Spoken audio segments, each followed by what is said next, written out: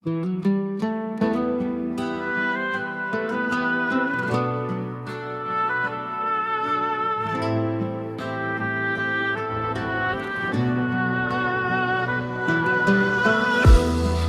unudum o xatirələri.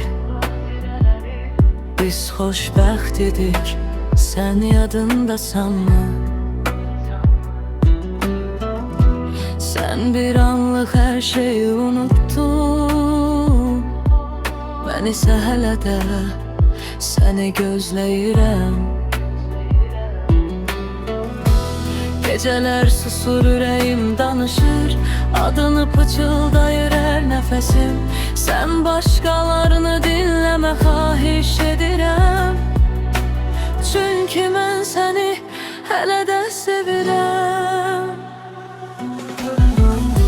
Dön bir anlıq, bax gözlərimə, həqiqəti orada görəcəksən. Mən getmədim, itirmədim səni, sadəcə səbrlə gözlədim.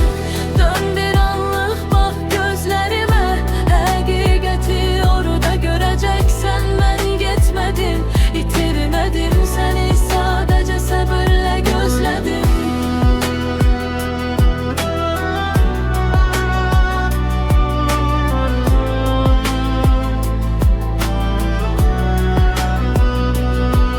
İtirmədim, zaman keçir amma hisslər yox.